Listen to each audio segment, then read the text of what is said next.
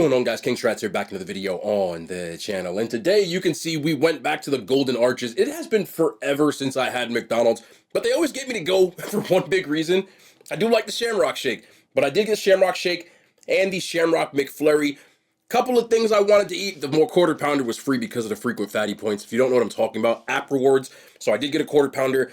But I got these McNuggets, okay? And a big reason I got these McNuggets is because if you were unfamiliar, a little while back, McDonald's dropped a Mambo sauce. And, well, it wasn't really Mamboing.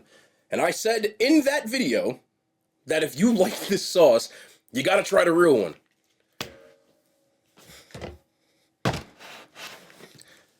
I told y'all it was gonna give me a gallon. Truth be told, this was actually gifted to me by the Capital City Company. They caught wind of my videos on social media. They sent me a message and they said, can we send you a package of a bunch of sauces? So I do have a lot more than this, but I got the whole family here. I did make sure that I could get a gallon.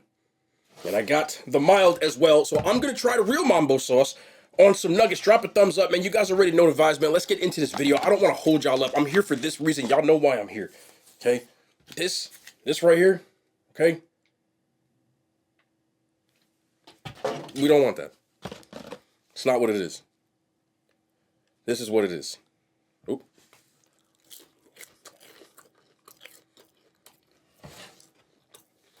Yeah.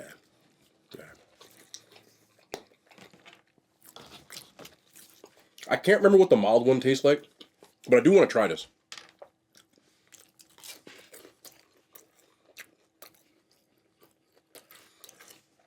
This is good though. It doesn't have that spice, but it still has that like tangy. I prefer the sweet hot, but I can get down with the mild. And the fries that just dropped.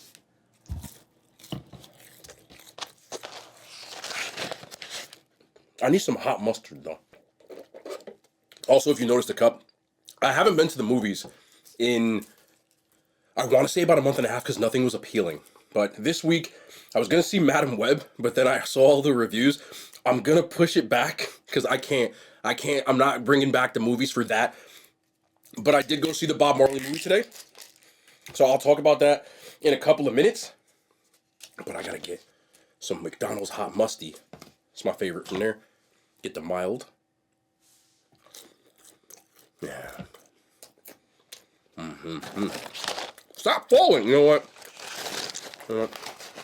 Playing too much.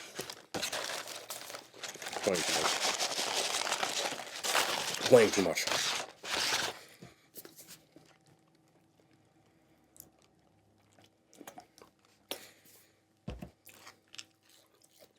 I was gonna do like the salt pepper thing, but I feel like McDonald's fries, you shouldn't do that. McDonald's fries are salty as hell to begin with. You probably could pepper them up though, but I'm not getting up again. Let's get a Shamrock Shake. If you're not familiar, this is a paper straw. Oh no, it's a paper straw. I don't have no straws, man. It is what it is. If you're not familiar with the Shamrock Shake, it is basically a mint flavored shake. That's pretty much what it is. People go crazy over these. I'm one of those people. I don't even really like mint stuff, but it's like a nostalgia thing for me. I just have to get it every year. It's like a tradition. If you don't like mint, this tastes very much like the mintiest of mint. At times a little bit crest-like, if you ask me. But I still like it. It's one of those things, again, I don't think it's the greatest tasting thing in the world, but I just gotta get it every year. Scale of 1 to 10, fast food scale, I'd give this a 7 out of 10.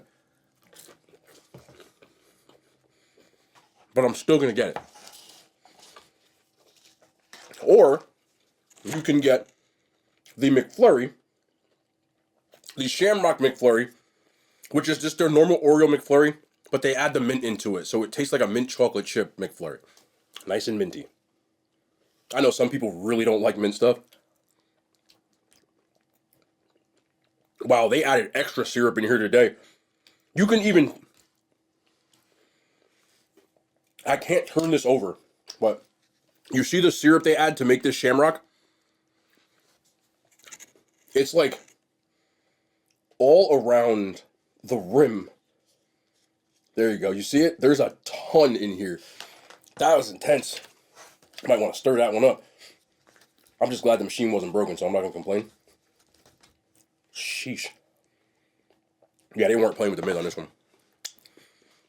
Normally, I'd say I prefer the McFlurry. Not this time, because they just added way too much. That's intense. Damn. This one specifically, I would give a 4, but I know they make them better than that. Like, I know they do. What the hell? Also, what I intended to order as well, which is now my favorite value menu burger from McDonald's, which is the Bacon McDouble, the spicy pepper sauce on it. That's on the, what do you call that thing? The McCrispy, which I don't like, but I like the spicy pepper sauce.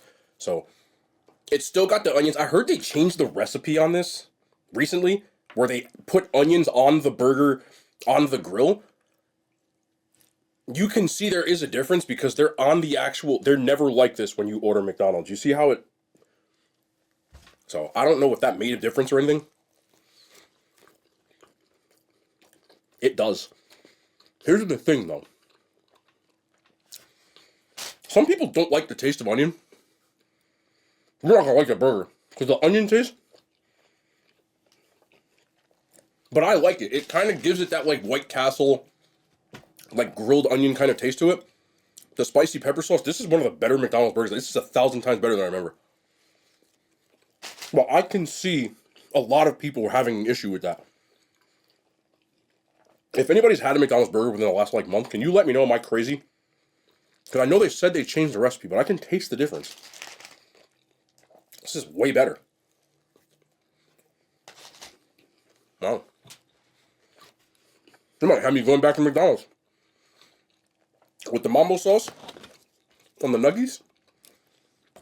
They even gave me little ones that I could like keep in my car. They're going in my car. That's why I don't have them. They're in my car. And then we got the most aesthetic burger in fast food, in my opinion. It might not be the best tasting, but it is the prettiest.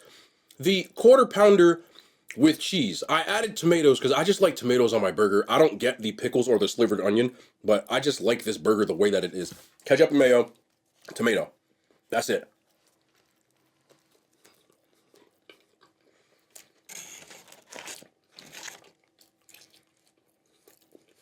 I don't know what it is. I did go to a different McDonald's. I've never been to this one. This is one of the better McDonald's meals that I've had in years. Locations matter. I always go to the same 2 McDonald's. Last couple times I've always had issues. One of which I actually aired out on here. This was way back. But everything here, I didn't screw up. They gave me all my sauces. That stuff matters to me. And you know what it is to me? I've said this before on here. Everybody that was working there were adults. And when you go to fast food restaurants where they have adults and not teenagers, no disrespect to my teenagers, but I know you don't want to be there. But when I go to fast food restaurants and there are adults there, the food is always better. When you get a lot of teenagers, sometimes you get one that doesn't really care. You'll usually get 1 or 2 that do. But you know how it is. And the ones that I've gone to recently, they're like literally all kids. All, 18, 17-year-old young adults that they don't want to be there. I get it, but this might be my new McDonald's. Ever since I've gotten to move out a little bit farther, I've been going to different locations and it's kind of opened my horizons up. But Mambo sauce is why I'm here. With the fries. This meal was awesome, though.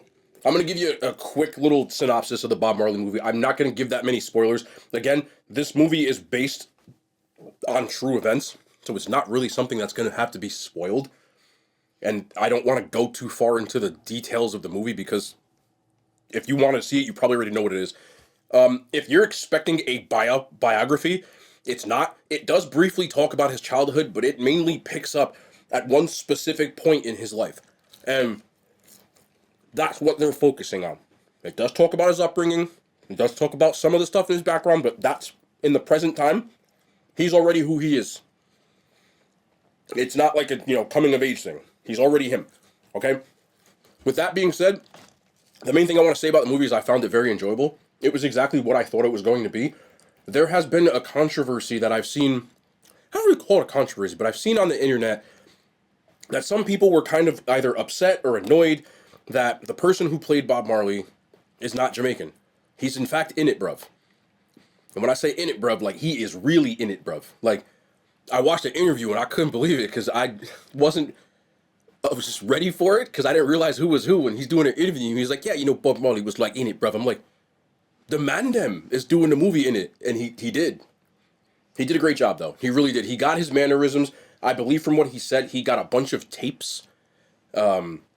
I mean, like videotapes as well as like cassettes, and was kind of watching them. And just he said he didn't do anything but watch them for like 6 months. You can tell because even his onstage persona, kind of how Bob Marley was, he picked up a lot of that. His mannerisms, the kind of way that he would act and talk, and he did a good job on that. The supporting cast I thought was also very good.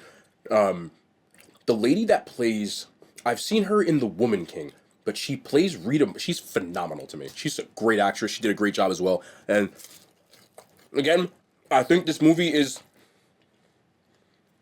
one of those things that is more specific towards people who were fans of his, but he had a billion of them, so if you were a fan of him, I think you'll enjoy watching it. I'm not going to give you too many details and stuff because I said they're all based off of true events. You already know what happened. They did a good job of recreating it, and I will say that much. And again, as far as the controversy goes, in the beginning of the movie, before they ever play anything, they just give you a little behind-the-scenes thing, and it's Ziggy Marley that is there. And he basically says, like, they handpicked this guy. At the end of the day, I know other people want to be upset, and I can understand why. I can't talk on a topic because I'm not, like, Jamaican. I'm not from Jamaica, you get what I'm saying? But I think the family, that's their call at the end of the day. Like, we can be upset about it, but that's their call. So, I'm going to leave it at that. If I'm rating this movie out of 5 stars, I would give it 4. I found it very enjoyable. It did what it was supposed to do, and it did it well. And last, before I get out of here, completely shifting topics, I just want to talk about this for like 2 seconds. Anybody who's doubted Patrick Mahomes at this point, I've kind of been saying this for, if you watch again the video I do with my dad, I was talking about this even more. You gotta just give the guy his flowers. Now I know the Super Bowl's been like 4 or 5 days, but just sitting around and kind of digesting the post game and the footage and stuff, I just don't think that people realize how good he is. And I know it's become kind of a meme that certain announcers are always like brown nosing, or just like, you know, the young kids call it glazing, but like kissing his ass, I guess we would say. And at this point in his career, there's only 2 names that you can put that's better than him right now. And I mean of all time. Tom Brady and Joe Montana. Everybody else, I think he's kind of eclipsed them now. I know it sounds crazy because his career numbers aren't that. I mean, they're not Peyton Manning's career numbers, etc. But he's accomplished so much, and he's not even 30 years old yet, that it's almost scary what he's done. And I think that people that are kind of like, they don't like him. And I was watching a game with my dad and my sister. You know, my dad's probably going to watch this, so I don't really care, but I'm going to tell him. They were rooting against the Chiefs in the 4th quarter. And I wasn't rooting for nobody. I didn't really care. I wasn't filming at this point, but this was like during the Super Bowl. And as the 49ers are driving down the field, I can hear my dad under his breath like, please beat him. Please beat them. Please beat them. And I'm like, bro, like, why do you hate Patrick Mahomes so much? And what he said to me was, it was such a microcosm of how things work in this like world now. He said, I'm just sick of him winning. I don't want him to win anymore. He was like really rooting for it though. Like it wasn't even it was like a big deal. And that's wild to me. Because when Tom Brady was at the top, he beat Mahomes twice. Right? Once with the Patriots in the AFC Championship, and then a Super Bowl with Tampa Bay, also beat Mahomes twice, and Mahomes is the underdog guy. But now that Mahomes is the guy that's at the top, nobody wants to see him win anymore. We as a nation, I don't know if this works like this in other sports around the world. I don't really think it does in soccer, because I feel like people get to the top and people are still rooting for them. But maybe it does. You know, I'm trying to think of like the Messis and the Ronaldos, but the whole point of it is, we, and especially in American sports, and not just sports, music, movies, like actors, We will build someone up and root for them until they make it, and then when they do, we don't want them to be there anymore. It's such a strange thing that we do here. I'm going to give you a bunch of examples right now. Tom Brady, beginning of his career, was an underdog, unheralded, 6th-round draft pick, no one cared, gets in, Drew Bledsoe gets hurt, walks down, beats the Rams, heavily favored team, people are like, what a guy, right? Wins another one, they're like, okay, thank you, Tom. Wins another one, like, Tom, slow down. Wins another one, like, cheater, wins, now, I know they cheated, the Patriots cheated, but it's just crazy that the guy who went from being the unheralded 6th-round draft pick ended up being, like, the Death Star, where people couldn't stand the Patriots or the evil empire, right? And it kind of usually works that way. The Red Sox, Boston Red Sox, pains me to say this, but as of 2004, when they beat the Yankees 3-0, Yankees are up.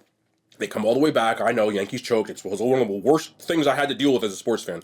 But at that point, Boston were like the lovable underdogs. But then they got good. And everybody hated them after that. Rappers, Eminem. Eminem went from being unheralded, underground, battle rapper, Slim Shady. Once he got to a certain level, people just started talking about how they missed the old him. He's not the same anymore. 50 Cent, first album, same thing. You can go on to a lot of... Hell, Drake was the same idea. Like, he was... And then he became who he is, and people are like, I missed the old guy. You know, like... I just think that we just get to this point where even Rocky was like that. Rocky won, underdog. Everybody wanted him. Then he won. Then he started winning. By Rocky 3, people were like, no. He had to win him back. But it's a strange thing that we do.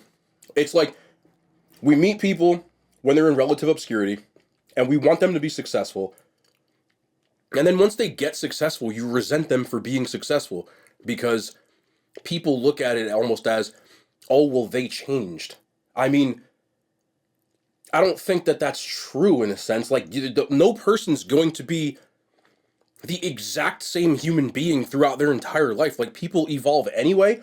And I don't really think that, like, every person change. Like, in a music standpoint, you're not going to rap about the same stuff because you're no longer in that environment. So, of course, your subject matter is going to change. Like, if you're not poor, how do you rap about being poor if you're not poor anymore?